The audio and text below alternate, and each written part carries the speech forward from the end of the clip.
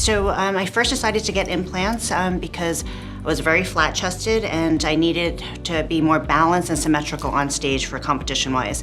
I knew I didn't want the saline implants anymore. At the time, the FDA had approved the silicone gummy implants. I decided to go forth with that, and I did like them. They were soft, they looked better for me. I was happy with them for a while until about almost 10-year mark, and then I started noticing certain things that were bothering me. I started developing a double deformity on my left breast. I wasn't sure why.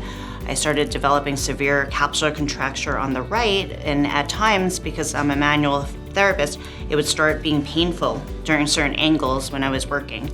So I was like, okay, I definitely think something is going on, and I wasn't feeling the best health-wise. Like, I know when my body is off, so I started having various cardiac symptoms and eczema appearing, so I knew something was wrong, so I decided to look into the best surgeon for me because I knew I wanted these implants out and figure what was going on with my body, from a cosmetic standpoint as well as from a medical standpoint. So I started researching online and I found Dr. Nichter, and on paper I was like, this guy sounds amazing. This is who I'd like to go see.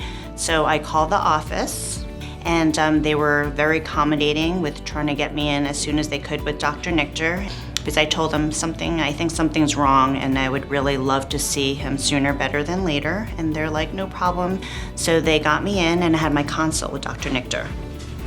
It went amazing. He was very thorough, very professional, meticulous, and just what he was saying just made sense to me. He was telling me, the different types of implants that were out there, and I had told him what I had previously, and he mentioned the ideal implant. And I had seen that when I was doing my research that it was a newer implant out there, and I was like, wow, this sounds great. Lowest rate of rupture, lowest rate of contracture. They're filled with saline, so if you do have a rupture, you'll know. You don't have to have an MRI repetitively to see if there's a silent rupture like with my silicone. And I thought that would be the best option for me, is to go with the ideal implant. So it will be 1 year next month. In August will be 1 year since I had the ideal implants placed in by Dr. Nichter, and I am beyond happy with the results and everything. I feel great. I have no medical issues anymore. They feel natural, they fit my body better. Even when people hug me and embrace me, they're like, wow, they do feel a lot more natural and they look so much natural. Also, I have not had any hardening or any sign of contracture through the right side.